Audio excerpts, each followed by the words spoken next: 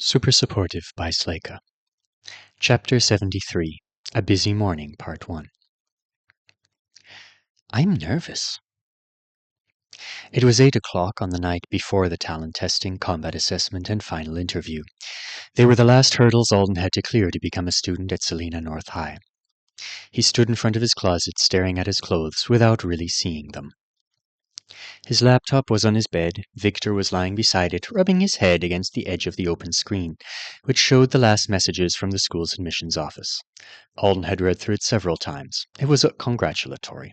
The bulk of applications were cut prior to reaching this stage, and he should be proud of himself for making it this far. I think before I would have been. He suspected that applying to one of the most difficult programs on the island would have once been a roller coaster of hope, desperation, and anxiety, but until now he hadn't felt even a glimmer of stress about it. I'm more stressed about the fact that I haven't been stressing. Jeremy's visit had been fun. Except for Beau's absence, it had been normal in the best way. Just hanging out with a friend, talking about things that weren't too serious. But there's so many little moments when Alden realized he wasn't matching up to who he had been. He kept thinking about the enchantment on the Nessie card. When he held it away for too long with his preservation, it couldn't be put back again. It would either partially reattach, but the card wouldn't work anymore, or it would just fizzle into nothing when he dropped it. I'm like that, partially the same, but not enough to work exactly how I used to. So the nerves were welcome. He would definitely have been a nervous wreck if he were an alternate universe Alden who hadn't lost a percentage of his life to a disaster. This was milder, but still a reminder of the old him. He couldn't figure out what to wear. Assuming Neha wasn't totally off base and he was destined to pass, he wouldn't just be meeting some future teachers, but also many of his future classmates tomorrow. Graduates from the high school's hero program were funneled straight into the university program. Both tracks were so intensive that they didn't allow for much free time. So these are people who I'll be spending most of my days with over the next few years. Not the gym shirt for sure. People would think he thought he was hot shit. That was never a good thing. And not his rabbit housekeeper outfit, unless he wanted to commit social suicide right off the bat. He had dressed up a little for the first and second interviews, but the interviewers themselves were in casual clothes both times, so at this point it would probably seem like he was trying too hard. Is the skull shirt too villainous? Is that a thing in hero school? He doubted it. He could think of a few superheroes whose public personas were deliberately dark. Maybe it would counteract the rabbit factor that was inevitably going to be the first thing people remembered about him. Or maybe it would make people think, ugh, never mind, I'm getting ridiculous. I'll just go for safely boring like every other self-conscious, fashion-clueless teenager ever. Jeans. Plain brown t-shirt. The dark green plaid shirt unbuttoned over the top instead of a jacket. Done. Casual. Comfy. Inoffensive, unless there was a secret society of plaid haters among the avowed.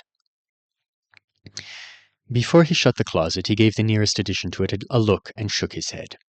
A few days ago he'd received a parcel from Leafsong. It had teleported in and been received by a courier. Alden had had to sign for it like it was something very important, but it was just the paper copy of his certificate of merit for responding to an emergency on campus, and a new human necessities package identical to the one he'd received on his first night there. They'd thrown the contents of his locker out, and they were upset about it, because the turtlenecks, jogger pants, and alien hygiene supplies had been given to Alden instead of loaned. They felt like they'd trashed his possessions, so he got all new ones, right down to the intimidating hooked razor and the timmed full of tooth gum.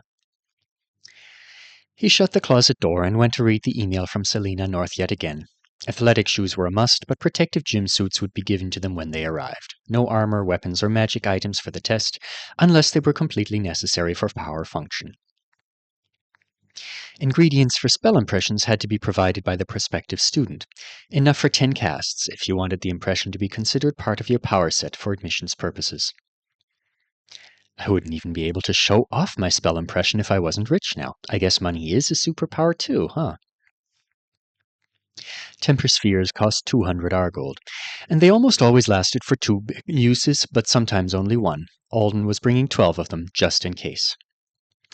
No unnecessary magic items. Alden's fingers went immediately to the aureate around his neck. It was coming with him. There was really no question about that. He wasn't sure he was even able to leave it behind for an extended period without the connection between them being damaged. And if he was, he still hated the idea so much it wasn't happening. He'd bought a wide leather cuff bracelet, and he'd spent the last several days breaking it in and making sure it completely covered the authority control tool, no matter how he moved around. If he was in a situation where the bracelet wasn't convenient or allowed, he'd wear the aureate around his ankle and cover it with a sock. It'll be fine. The only thing left was to figure out what the heck to have along with him for preservables tomorrow. He was assuming he could bring anything he wanted, since items were completely necessary for his main skill use. It wasn't as straightforward as a Meister showing up with their tool, but he didn't think the school was going to be that picky about it. The problem was, he knew how test day worked in general, but not what he'd be asked to do with his skill specifically. There were blog posts and videos online from people who'd participated in the past, lots of advice for the more common class subtypes, none for anyone with a skill similar to his. He'd had some thoughts about combat assessment, and he suspected being a teenage battle prodigy might not really be the point of it. So there was a case to be made for trying to show off some creativity and flexibility, instead of sheer efficacy. But some of his ideas were so creative that they might make the assessors think he was just being a clown. When he was having a bad night and trying to distract himself by coming up with unique materials to use as shields, a bouquet of helium balloons sounded like a really good idea. But maybe that was sleep deprivation talking, and he would look like he'd lost his mind to experienced heroes. He'd actually gone to the trouble of tracking down a florist's shop that sold balloons just to see what holding a single one felt like. He'd been almost positive the skill would work on one, but he wasn't entirely sure how a lighter-than-air item was going to react. It had been absolutely fine. Instead of feeling the downward weight he was used to, he had the same upward tugging sensation he would have had if the balloon was unfrozen in his hand. I swear it would work. The balloons or their ribbons would all be touching. They'd count as a single stack. If a string snapped or a few popped when they weren't being preserved, it wouldn't matter much. I could adjust the size by dropping some on purpose, or I could adjust the distance between the bouquet and my body by choking up on the string and then re-preserving. But if a man showed up to hero school with a balloon bouquet, everyone was going to want him to prove he knew what he was doing with it, and regardless of whether it succeeded or failed epically, it was definitely going to be unforgettable. Alden hadn't had much time to practice. His skill was only just back online. What time he did have had been spent working on his trait under Bobby's guidance and experimenting with the new enchantment moving feature, which was one he most likely wouldn't even have an opportunity to use today. Another month would have been ideal, but he didn't have that. In the end, instead of ordering up 50 balloons from Dragon Rabbit, he settled on a couple of items he thought would show off his skill's flexibility without being confusing for him to handle or making him look like he was joking around. All that was left to do was try to get some sleep. He'd gotten a couple of good luck texts from Connie and Jeremy. He thanked them, then placed a call to Bo. "Guess what, Bo?" he said as he transferred Victor to the floor and tried to brush cat hair off the bed. "I'm actually nervous about doing a good job tomorrow, and I'm mildly worried about what people will think of me at my former dream school. It's a miracle. I may be turning back into a normal-ish person. You're supposed to be here to give me a sarcastic pep talk. Or something." He paused. "Call me back, okay, as soon as you get this, even if it's just to tell me to knock it off for a while." He wanted the call notice to flash, but it didn't. Jeremy had said Bo was getting in touch every few weeks. It had been nearly 2 months now, and still no word. Alden lay in bed using his aria to practice some of the string figures for the spell that would brutally crush small objects. Now that he'd memorized the patterns, practicing them and funneling his authority through the tool in the necessary way was relaxing. Not easy enough to be mindless yet, but almost. He'd be able to cast this spell one day. For now, there just wasn't enough of him unfettered by the affixation. The patterns required a more forceful use of his free authority than the elementary school graduation spell he'd learned with Kibby. He got tired too quickly. He couldn't push all the way through. Yet. The next one in the book is nice, he thought, staring up at the dark ceiling after he'd completely exhausted himself. It would pull heat from the target area. A small one, held within the bounds of the final pattern in the sequence. It would freeze room temperature water in around half a minute. Going to make my own ice when I'm on the Triplanets, and carry it around in my pockets to throw in drinks, so I don't scald my tongue anymore. It was important to have goals as a wizard, right?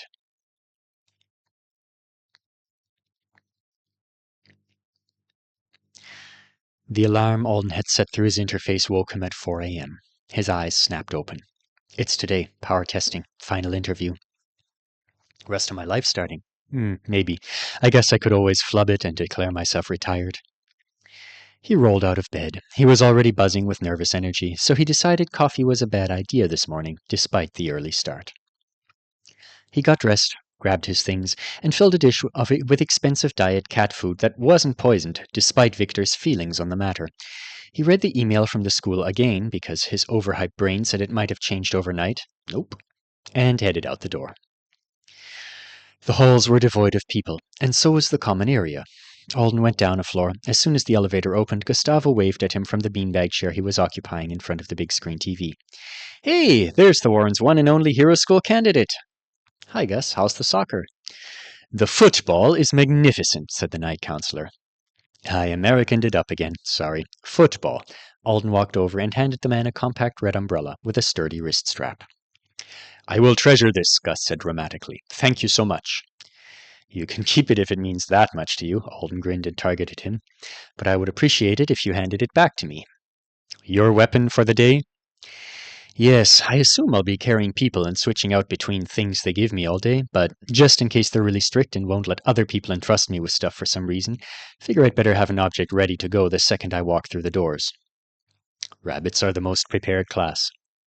Are we? We are the handsomest, the richest, the cleanest, and the most thoroughly prepared for every eventuality. 48 seconds? No trouble. A rabbit man carries all he needs to survive the ravages of interplanetary travel upon his person. Huh, said Alden. Hadn't thought of it that way, but we should be the most prepared class. Gus nodded, stood from the beanbag, and gave a full bow, arms flared outward. It was a fancy Artonan, welcome to the house, very important person, bow. Gustavo did a lot of work on the Triplanet weekends, as a fill-in butler. After standing back up, he returned the umbrella.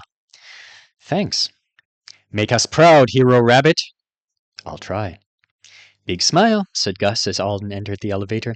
When you get downstairs, make sure you smile for them all. Who all? A few seconds later, the doors opened again, and Alden flattened himself against the back of the elevator, clutching his umbrella in both hands, as he was greeted by squeals, cheering, and applause.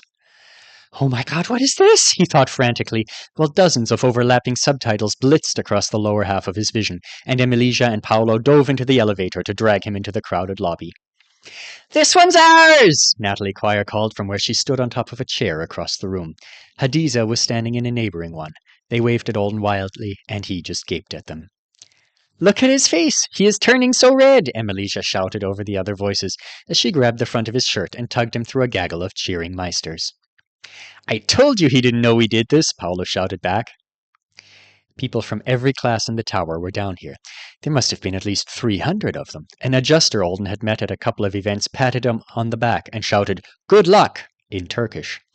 A couple of rabbits from the 8th floor were saying the same. He finally managed a startled, Thank you all, just before he and his handlers broke through the back edge of the crowd at the lobby doors. You're one of the first ones to come down, Emilija said, straightening her ponytail and smiling at him. Good luck on your big test day. A moment later, the lobby burst into cheers again, as a girl Alden thought was an A-rank shaper of life emerged. She looked embarrassed but not shocked at all the cheering and clapping. The other shapers in the room were being particularly loud. It's so fun that we get to cheer for a rabbit, Emilija said in a satisfied voice. Natalie and I came down to cheer for the last batch of Hero School applicants during our second morning here at the dorms. It's not as exciting when you don't have a class representative. So this send-off happens every time? Alden asked. For the intake residents who reach the final stage for Hero Track at Salina North, said Paolo. Since you all leave the first thing in the morning together and have the big practical testing day, there are usually parties for the art school finalists and the other programs in Apex, since their application processes are different. I didn't know. Because you're married to Neha's schedule and never check the community calendar anymore. That was true. When the Shaper girl reached the doors, she and Alden made their escape together, just as another explosion of sound erupted in the lobby. It's lovely, isn't it? She said as she adjusted her backpack straps. Helps a bit with the nerves. It is nice of them. It was still hours until sunrise. It had rained overnight, and the lights from the windows of the apartment towers were reflected in the puddles. A bus was parked outside the Brute Tower. They crossed over toward it and headed up the steps. "We're going to be full," the driver said. He was brushing powdered sugar from a donut off of his uniform. "No loading the seats with your bags and gear." Alden hadn't bothered to find out how many people had made it to the final round from intake, so he walked down the aisle to the back. So, as he walked down the aisle to the back, he counted the seats. 60 of them. Annually, the high school accepted 250 students for the hero track, give or take a few.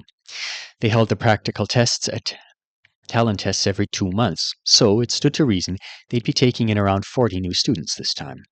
On top of that, the teens from intake would have been a fraction of the applicants, since all the island-born people and non-natives who'd already left the intake dorms would be included. A lot of people are going to be disappointed at the end of the day.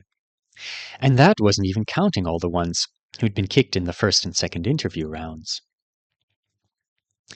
He snagged one of the window seats and sat tapping his umbrella against his leg while he listened to the bellows and shouts of encouragement coming from the brute lobby. It was so jammed with people that their well-wishers actually spilled out of the doors into the sidewalk. Watching the bus fill was interesting. Nobody took a seat next to anyone until they ran out of spaces and had to start. A lot of these people must know each other. They're probably friends. Avowed had a tendency to divide up along class and rank lines, especially the high levels. Alden had thought Anesidora would be this way. Apex existed for a reason, and it was just how human relationships usually worked. But even so, outside of the rare classes, it was a little more stratified than he'd expected, even in intake. So there was no way those two S-rank adjusters didn't know each other, and the 30 or so brutes on the bus had to have been hanging around together before now. But there was still tension, and not a lot of talking. Everyone wants it. They've got to be feeling that even more than I am. Finally, someone came to sit beside him. She was wearing a black hoodie with the hood up, and she had long dark pigtails sticking out the front. Her hands were shoved into the pockets of her jeans, and she plopped into the seat beside him. She folded herself in half and stuck her feet against the back of the seat in front of her. Her sneakers weren't quite as dirty as Alden's had been on Moon Thagant, but they were headed in that direction. "Hi," he said. "Hello," she muttered. "Maricel S., Shaper of Ground, Philippines. First time taking the practical." "Well, that's one way to do it." "Alden B. Rabbit, America. First time taking the practical, too." She didn't look at him. "Rabbit?" "He's that guy," one of the brutes sitting in front of them whispered to his neighbor. "The guy who got stuck on a planet with no system for a couple of years." At that, Maricel turned to see Alden better. She had very dark brown eyes. "It was a moon, and it was only half a year," said Alden. I have a movement trait that involves ground. It's a pretty interesting element." "Ground's not really that great here on Anesidora, though," the brute in front of them said. He turned around in his seat to peer at them over the back. He was wearing sunglasses around his neck, though that didn't seem like a practical choice given the day's activities. And he looked like a stereotypical surfer dude. "To really play with ground as a high-rank shaper, you've basically taken bites out of the island itself, right? And I bet they frown on that. I'm Winston." "But that is not the name of a surfer dude." He had his name tag up. His full name was Winston Reginald Heelfeather. He was from New Hampshire. He was a speedster, A rank. "I'm glad somebody finally started talking. It was a bummer to come out of the lobby pumped to show off my talent and get on board the Gloom Bus. This is my second time going through this, and it was a Gloom Bus last time, too." "You participated in the acceptance cycle 2 months ago?" Alden asked. "Yeah, I was so close to making it.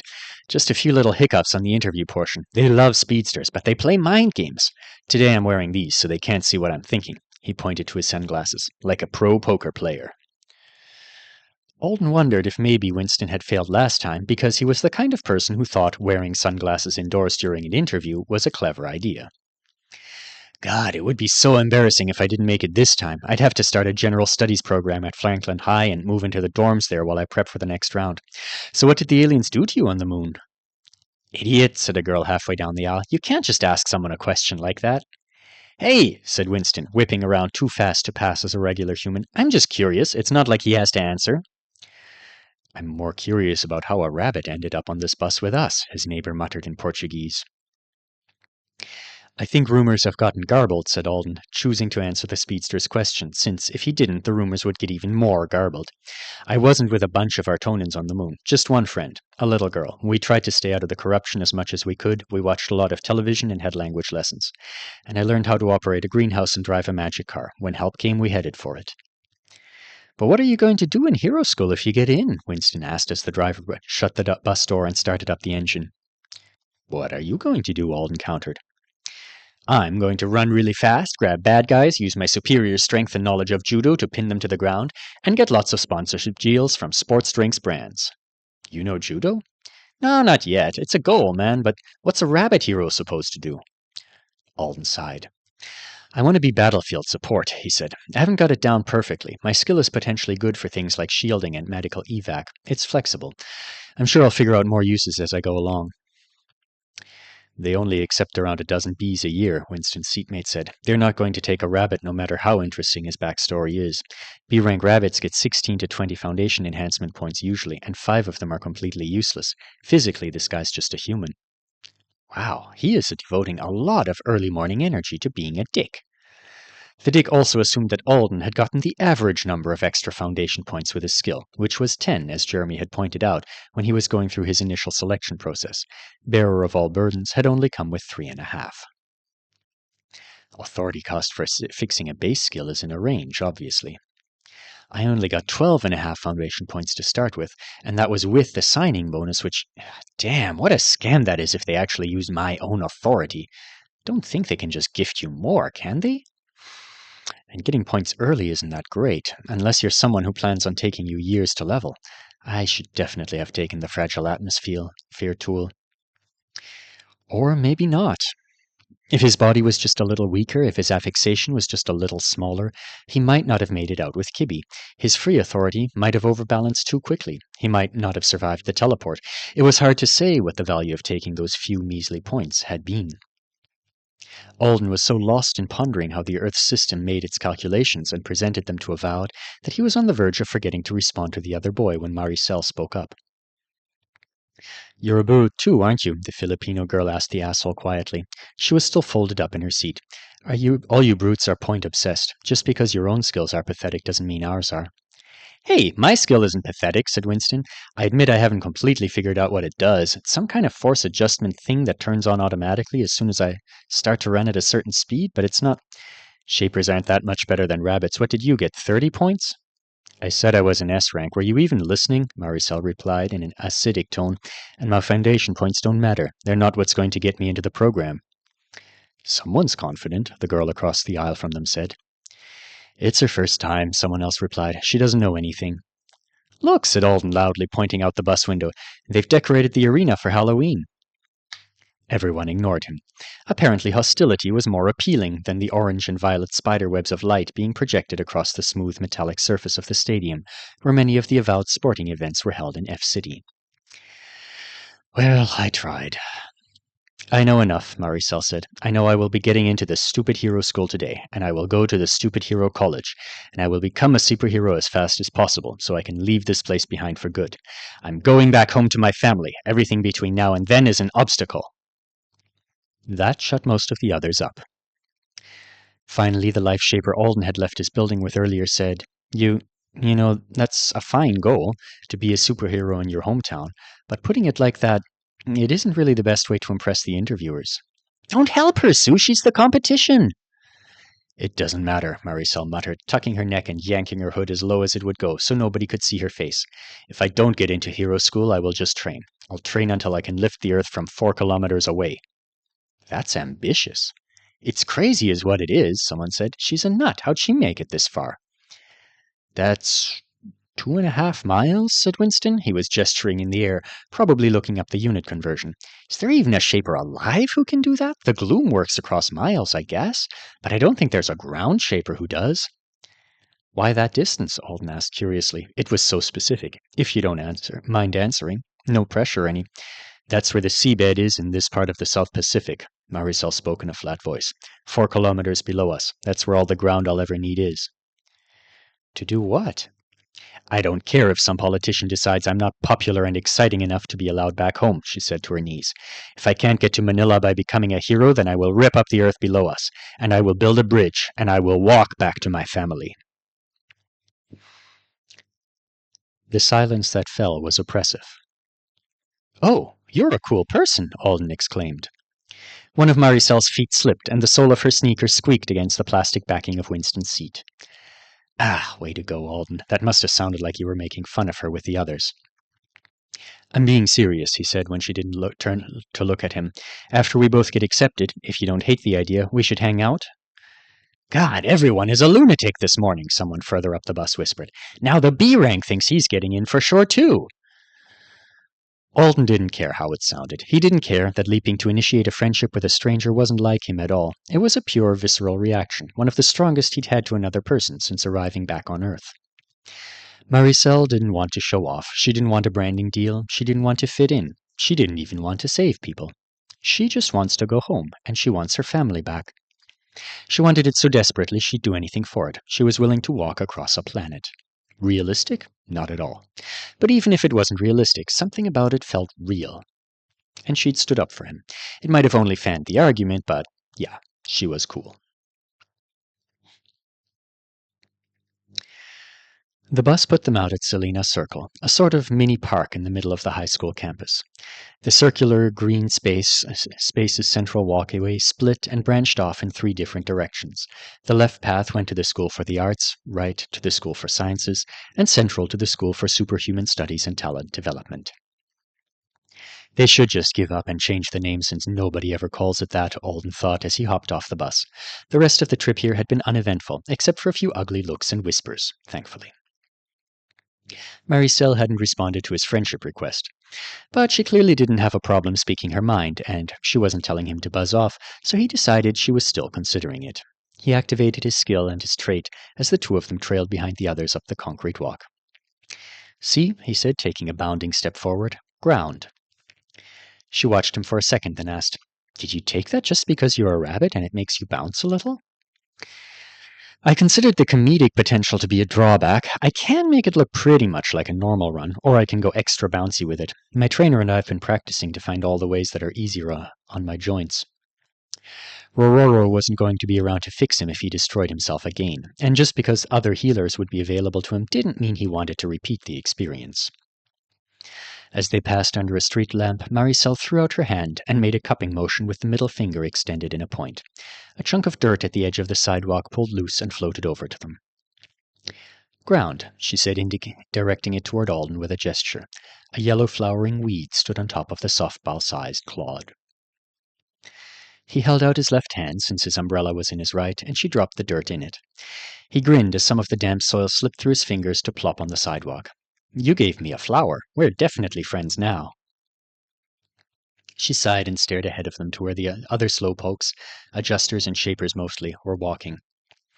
I shouldn't have been so honest on the bus. They'll all talk about it. It will make me look bad to the admissions committee. Alden plucked his weed free of the dirt and tossed the rest of it into the grass. Yeah, he said quietly, that might not have been the best idea. I've been operating on the pretend you're 100% into it model myself for a while now, not brave enough to tell a bus full of competitors that being a superhero isn't my very first priority. She pulled her hood back for the first time and looked over at him. It's not? He shrugged. I want to get stronger. I want to be the best superpower development program I can get into, and that's here since I'm not trilingual enough for the other big Apex schools.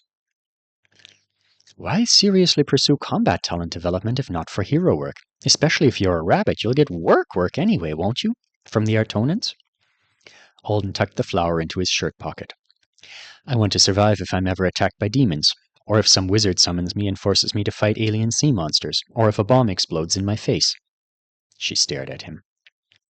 I don't know why you're giving me that look, Alden said mildly. You're planning to build a land bridge from here to Manila. We're both at hero school for different reasons from most people. Ha, she said, still examining him. Okay. Anyway, I really did want it once, the superhero thing. Maybe I will again. They followed the group. Just before they hit the hero program section of the campus, the sidewalk wound between a pair of stately stone buildings. They looked like they belonged on a European aristocrat's family estate instead of an island that was less than a century old. Architecture-wise, both Sleyca North's high school and the adjacent university campus had an identity crisis. The buildings were all grand and expensive-looking, but they didn't go together. Contemporary structures sat beside traditional ones from multiple cultures. These 2 out-of-place manor houses were part of the dorms that he and Maricel might be staying in one day. Some of the windows were lit, and they'd already passed by a couple of people out running. Early risers, Alden noted. It was 5:30 a.m. Apex schools aren't for lazy people, I guess. That's why you're going to get in. She frowned at him. You seemed really confident about that on the bus, too. I think you're the only one. Uranus, Ground Shaper is a really great class for hero work, and even if you don't want to be a hero for the normal reason, you still want it more than most of them do. How do you know that? She said skeptically. There are a lot of ambitious people in this group. I was listening. Your ambition is to become so powerful that nobody can stop you from being with the people you care about. I don't see about how a guy whose current life goal is to advertise vitamin-laced fruit punch is going to compete with you. She frowned down at her feet. A minute later, she said, It's Alcantara, my last name. I'm 15. I'm Alden Thorne, 16. Thorne is a good name for a hero. She considered it a moment longer. It might be better for a villain, though. That can always be my backup plan. A few minutes later, they arrived at their destination. Despite the division of the high school into distinct educational tracks, a lot of the spaces were shared. Hero students took the classes with the arts and science kids, and they used the same dining and entertainment facilities. But this particular building was mostly just for the future heroes. It was a huge cement block, doing its best to hide from the more attractive buildings behind a line of narrow, leafy trees Alden couldn't identify. There was no sign out in front, really, but the letters in his interface served the same purpose. CNH Magiphysical Education. It's just PE with an M on the front, he muttered. No big deal. Maricel was staring at it too. So this is where we fight. Alden grimaced and tightened his grip on his umbrella. It's not all going to be combat testing, but yep, this is where we fight. Do you think they'll let me shove dirt into that mean brute's lungs? Alden side-eyed her. I'm going to guess the answer to that is no, he said. Also, since we're friends now, I'll treat you like a fellow S-rank, she smiled at him. Out of respect. You know, that's not necessary. They'll just take 1 or 2 Bs today, right? 2 max, so they're probably going to compare me to other Bs, maybe the weaker As. You and I are worlds apart. If they pit us against each other, I'll be feeling fairly respected if you just wave at me and then gently trip me or something.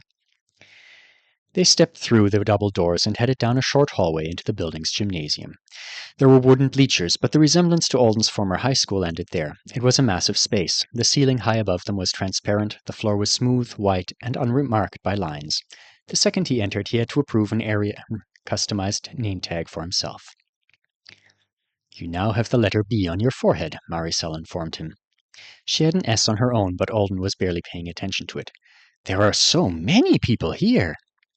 He had thought there would be a couple hundred, but there were more than twice that many, and people were still pouring through the doors. Look how many of them are Bs, she noted. It's a lot more than I expected. Alden scanned foreheads. About 1 in 4 were fellow B ranks. So I just need to beat 100+ people. No sweat. You've got no idea, a familiar voice said, and Alden turned to see Winston Reginald Heelfeather slipping around a lost-looking A rank nearby.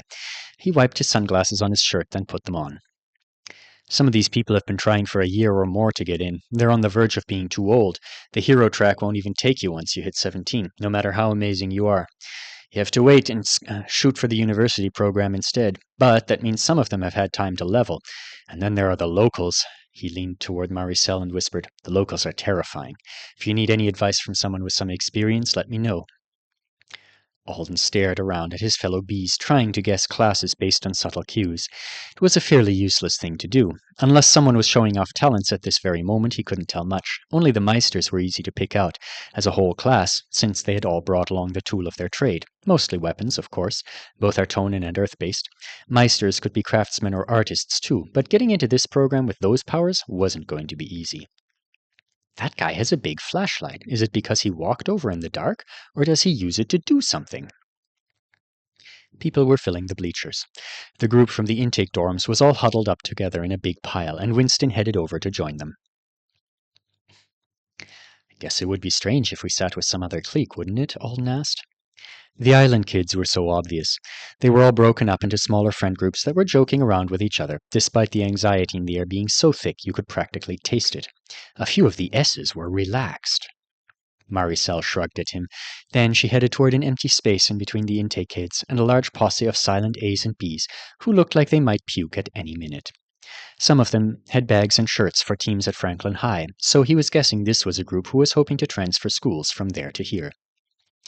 Maricel sat precisely in the middle of the empty area.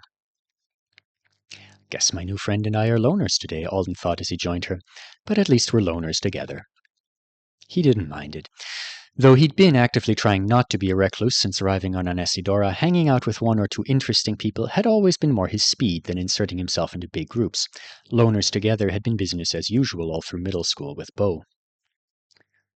A moment later, a hush fell over the room, and the few people still milling around hurried to find seats as a group of 20 adults entered.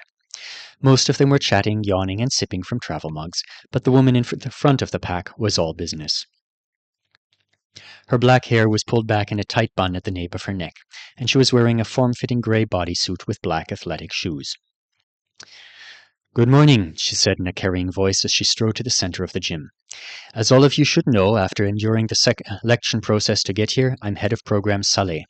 You can call me Principal Saleh, Director Saleh, or whatever equivalent term of respect works best with your native tongue." She stood tall, arms loose at her sides, as she scanned the crowd of hopefuls. "However, I will ask you not to call me Ghostin. I've retired, and another hero now wears the name." She smiled and lifted an eyebrow. "If you can beat me in a fight, you can call me by my first name, Lesedi." "I would like to see someone other than me try that," thought Alden. Lesedi Saleh was a U-type, and she was one of the rare avowed who'd moved up from her original rank designation. She'd gone from A to S, and her power set was nightmarishly hard to deal with in combat. She was strong, fast, and agile enough to be mistaken for a balanced version of a brute, but on top of that, she could phase through solid objects. There seemed to be limits on how long she could use that skill, from what Alden had seen on old videos of her in fights and demonstrations, but it didn't change the fact that having it made her extra scary. She could deliver devastating strikes, without receiving any in return. It was a very tight and tidy package of talents for a U. Many of the uniques seemed to have powers that didn't quite go together, or even ones that outright clashed. It was as if the Artonans had designed them at the end of one of their parties, when all the wizards were drunk and making a botched version of a sky shaper who communed with small animals on the side seemed like a hilarious thing to do. Bedlam Beldam has made it work for years, but it can't be easy. "Congratulations on coming this far," Principal Saleh continued. "As high ranks, you represent the top 15% of young avowed." She's including bees with high ranks. That's good of her. "As young people who have made it to the final stage of this selection process, you represent a much more exclusive percentage. Now, before I finish my welcome speech, let's take care of a few matters." She paused. "Those of you who have been through this on multiple occasions should now be seeing interview times and room numbers appearing on your interfaces. If your slot is in the next half hour, please proceed there now. There is no need for you to listen to information you've heard more than once before. As usual, you will note that returnee interviews are only 5 minutes long. If you fail to impress your committee in that time frame, you will not be allowed to return for power testing. Good luck to you all." A few dozen people stood, including many from the Franklin High group near Alden and Maricel. They left quickly. Some of them were grim-faced, others sweaty and wide-eyed. "To the two of you who sent special testing requests to the school last night," the principal said in a disapproving voice, "you may stay and observe today if you wish, but you won't be allowed to participate. Your applications have been rejected for this cycle. We are pleased to accommodate unique powers and unique situations. But the window to notify has passed a month ago. Others who made such requests were prepared and respectful of our faculty members' time. You were not. You may try again in December. To the rest of you, thank you all for the hard work you've done to get here. The School for Superhuman Studies and Talent Development provides a close-knit community of like-minded young people and an excellent but grueling educational environment.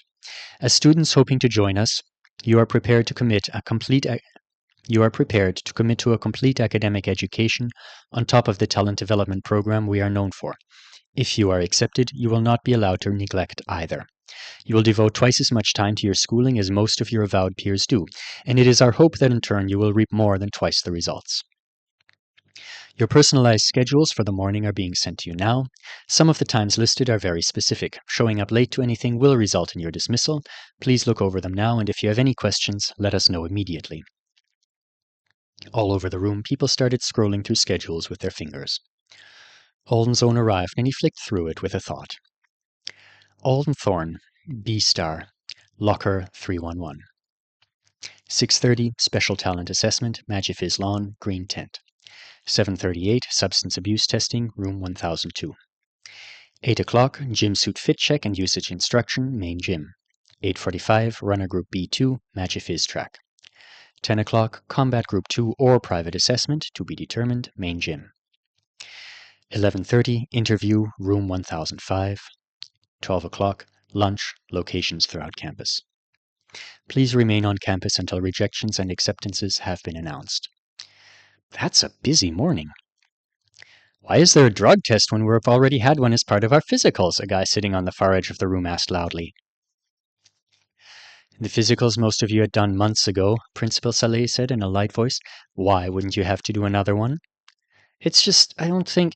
The principal raised her voice slightly. Random substance abuse testing will be a feature of your life in most countries if you become a superhero or super athlete. It will also be a regular occurrence as a student at this program. Here, it involves spitting into a vial, wiping a drop of blood onto a magic test strip, and stepping briefly into a scanner. If that's a problem for you, for some mysterious reason, then you should choose a different school and a different career. Any more questions? There weren't. All right, she said, you are dismissed.